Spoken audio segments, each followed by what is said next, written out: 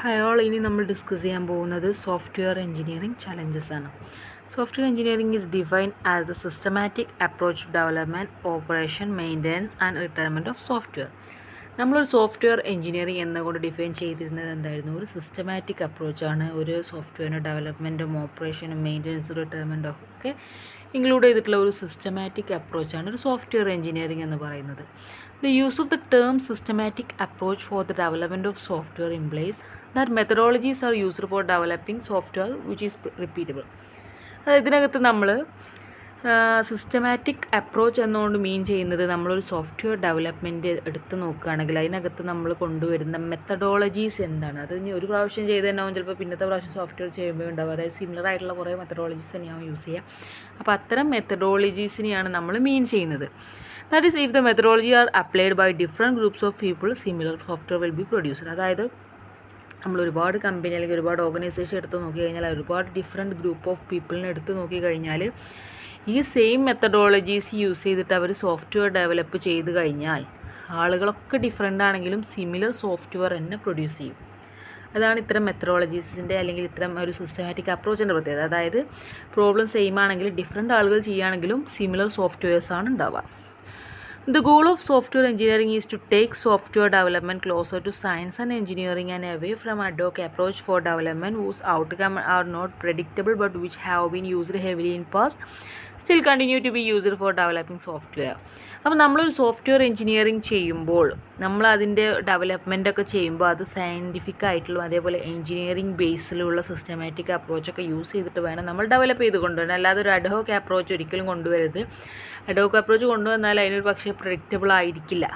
It should not predictable. നമ്മൾ ad hoc approach കൊണ്ടുവന്നാൽ അത് പ്രെഡിക്റ്റബിൾ ആവില്ല. പകരം നമ്മൾ സയൻറ്റിഫിക്കലി കൊണ്ടുവരികയാണെങ്കിൽ നമുക്ക് പ്രെഡിക്റ്റ് ചെയ്യാൻ പറ്റും. നമ്മൾ ഇങ്ങനെയൊക്കെയാണ് ചെയ്യുന്നത്, ഇന്ന ലോജിക്ക് യൂസ് ചെയ്യുമ്പോൾ ഇന്ന ഔട്ട്പുട്ട് നമുക്ക് കിട്ടണം. അങ്ങനെ ലോജിക്കലി സയൻറ്റിഫിക്കലിയാണ് നമ്മൾ എന്ത് ചെയ്യേണ്ടത്, ഒരു സോഫ്റ്റ്വെയർ ഡെവലപ്പ് ചെയ്യേണ്ടത്. അല്ലാതെ നമ്മൾ അഡ്ഹോക്ക് അപ്രോച്ച് കൊണ്ടുവന്നാലും അത് പലപ്പോഴും പാസ്റ്റിൽ യൂസ് ചെയ്തിട്ടുള്ള ഒരു മെത്തേഡാണത് എങ്കിലും ഇപ്പോഴും യൂസ് ചെയ്യുന്നുണ്ട് എങ്കിലും it's not a good thing. കാരണം നമ്മളൊരിക്കലും അങ്ങനെ ഒരു പ്രെഡിക്റ്റബിൾ അല്ലാത്ത നമ്മൾ അത്രയും കഴിവുള്ള ആളുകളാണ് ആ ഫീൽഡിലുള്ള. അപ്പോൾ അവർ ആ ഒരു മെത്തേഡിൽ സയൻറ്റിഫിക്കലി അതേപോലെ ഒരുപാട് സിസ്റ്റമാറ്റിക് അപ്രോച്ച് യൂസ് ചെയ്തിട്ട് തന്നെയാണ് ചെയ്യുക. അല്ലാതെ ഒരിക്കലും പ്രെഡിക്റ്റബിൾ അല്ലാത്ത രീതിയിൽ അവർ ചെയ്യില്ല.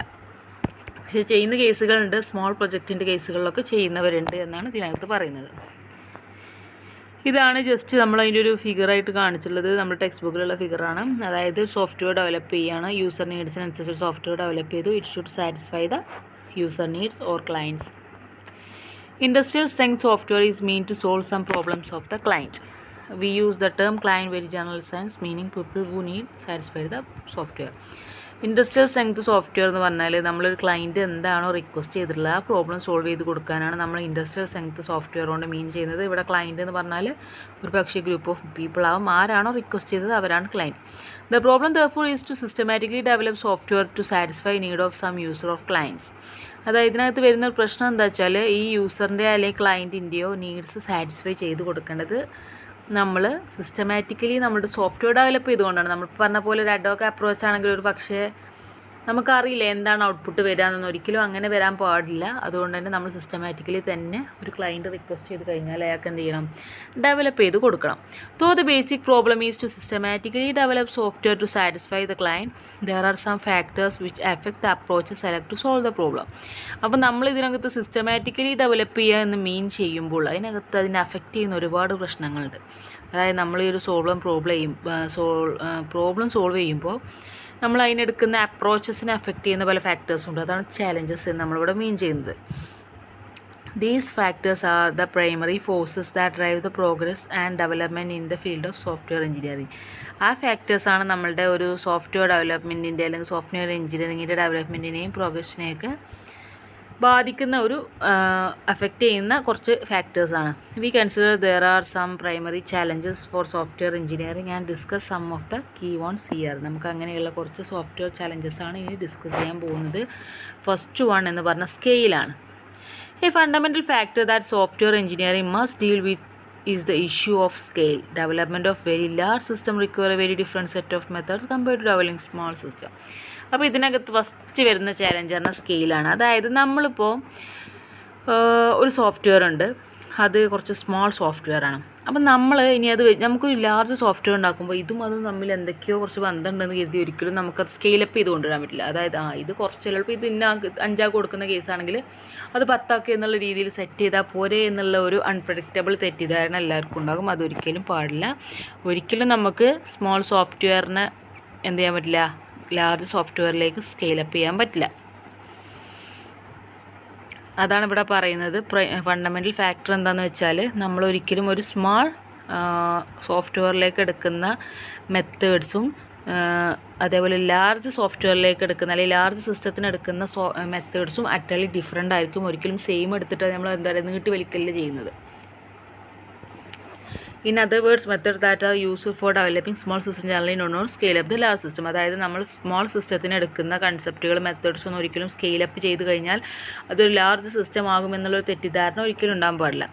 Consider the problem of counting people in a room versus taking census of country. നമ്മൾ റൂമിലുള്ള കുറച്ച് ആൾക്കാരെ എണ്ണുന്നതും ഒരു കൺട്രീൻ്റെ സെൻസസ് എടുക്കുന്നതും പോലെയാണ് ഇതും മീൻ ചെയ്യുന്നത്. Both are essentially counting the problem. രണ്ടും ബേസിക്കലി പറയുകയാണെങ്കിൽ കൗണ്ടിങ് പ്രോബ്ലം ആണ്. But the methods used for counting people in a room probably just go row wise or column wise will just not work when taking a census. നമ്മൾ റൂമിലുള്ള ആളുകളെ row wise ആയിട്ടോ column wise ആയിട്ടോ നമുക്ക് count ചെയ്യാം. പക്ഷേ ഒരിക്കലും അതൊരു കൺട്രീൻ്റെ സെൻസസ് എടുക്കുമ്പോൾ അത് പോസിബിൾ അല്ല. അതേപോലെ തന്നെയാണ് സ്മോൾ സിസ്റ്റത്തിൻ്റെയും ലാർജ് സിസ്റ്റത്തിൻ്റെയും തമ്മിലുള്ള ആ ഒരു ഡിഫറൻസ് എന്ന് പറഞ്ഞാൽ അതാണ് ഫസ്റ്റ് ചാലഞ്ച് എന്ന് പറഞ്ഞാൽ സ്കെയിൽ ഡിഫറൻറ്റ് സെറ്റ്സ്. അപ്പോൾ ഒരാൾ ടീം വന്നുകൊണ്ട് ചെറിയ സ്മോൾ സിസ്റ്റമാണ് ആദ്യം നമ്മളോട് റിക്വസ്റ്റ് ചെയ്ത് ക്ലൈൻറ്റ്. അപ്പോൾ നമ്മൾ ഉണ്ടാക്കി കൊടുത്തു. അപ്പോൾ അവർ നമ്മളോട് പറയുകയാണെങ്കിൽ ഇത് വെച്ച് ഞങ്ങൾക്ക് ലാർജ് ഉണ്ടാക്കി തരുമെന്ന് പറഞ്ഞാൽ ഇറ്റ്സ് നോട്ട് പോസിബിൾ. ഒരിക്കലും അങ്ങനെ നടക്കില്ല. അതാണ് ഇവിടെ മീൻ ചെയ്യുന്നത്.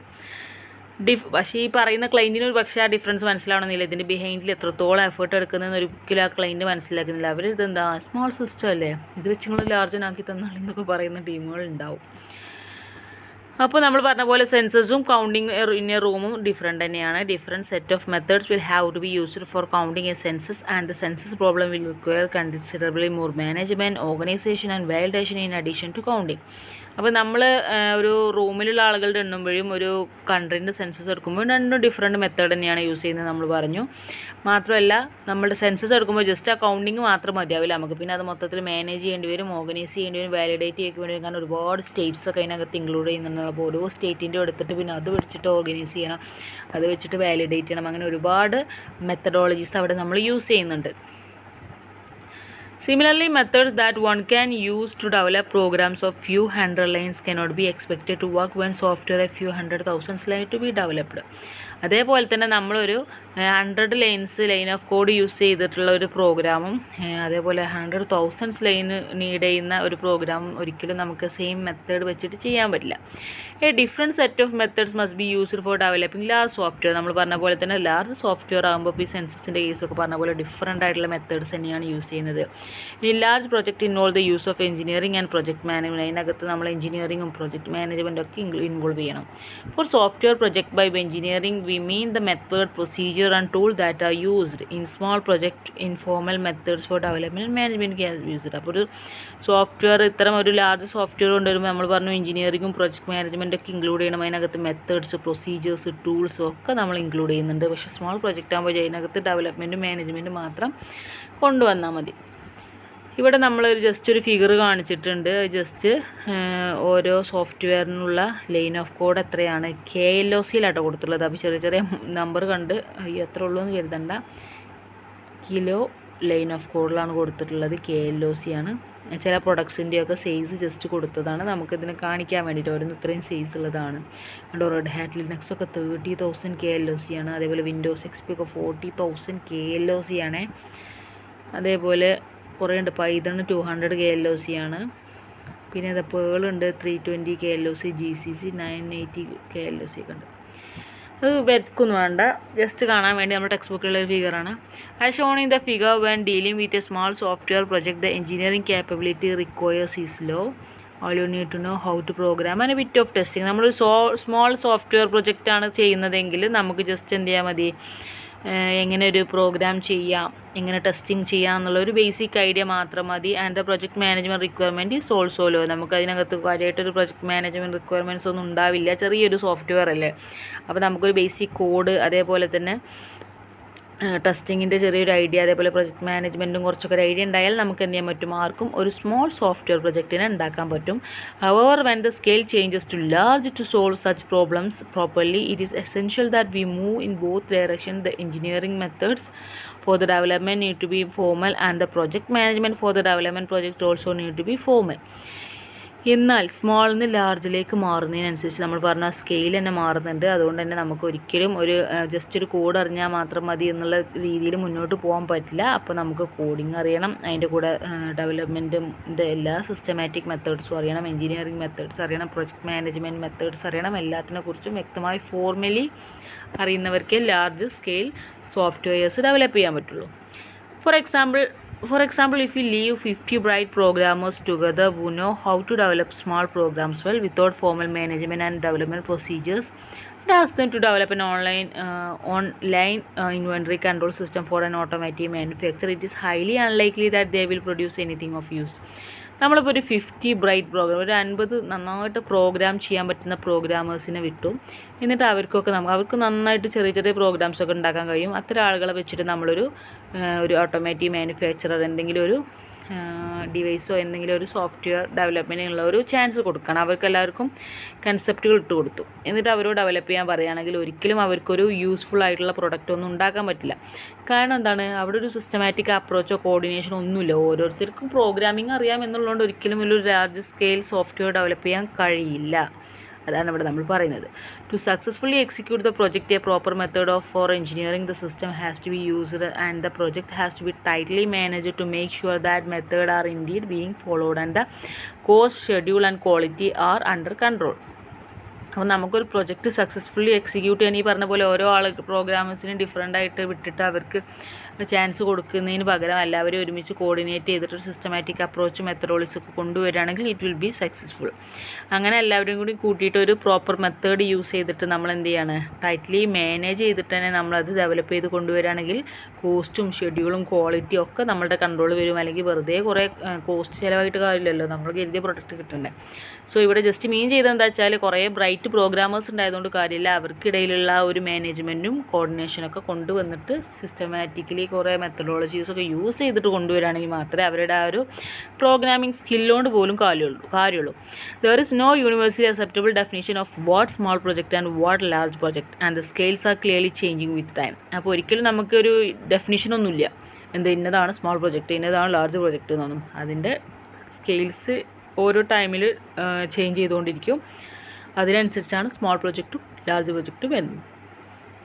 However, informally we can use the order magnitude, say that project is small if the size is less than 10 KLOC, medium എങ്ങനെയാണെങ്കിൽ 100 KLOC, അതേപോലെ ലാർജ് ആവുന്നപ്പോഴാണ് 1 million LOC, പിന്നെ വെരി ലാർജ് ആവുന്നത് മെനി മില്യൺ LOC. അങ്ങനെ അതിൻ്റെ ലൈൻ ഓഫ് കോഡിൻ്റെ ബേസിൽ ജസ്റ്റ് നമ്മൾ small ആണ്, large ആണ്, medium ആണ്, very large ആണെന്നൊക്കെ കാൽക്കുലേറ്റ് ചെയ്യേണ്ടതെന്നല്ലാതെ ഒരു യൂണിവേഴ്സൽ ഡെഫിനിഷൻസ് ഒന്നുമില്ല, ഇന്നതാണ് സ്മോൾ ഇന്നതാണ് ലാർജ് എന്നൊന്നും. അപ്പോൾ നമ്മൾ അതിൻ്റെ സ്കെയിൽ എങ്ങനെയാണ്, അതിൻ്റെ ലൈൻ ഓഫ് കോഡിൻ്റെ ബേസിലൊക്കെയാണ് നമ്മളത് ഡിഫൈൻ ചെയ്യുന്നത്. ഓക്കെ, ഇത്രയാണ് സ്കെയിലിങ്ങിനെ കുറിച്ച് പറയാനുള്ളത്. ഇനി ക്വാളിറ്റി ആൻഡ് പ്രൊഡക്ടിവിറ്റി ആണ് ഞാൻ വേറെ വീഡിയോ ഒക്കെ ചെയ്യാം കേട്ടോ, അല്ലെങ്കിൽ വീഡിയോ ഒരുപാട് ലെങ്തി ആയിപ്പോവും. ഓക്കെ.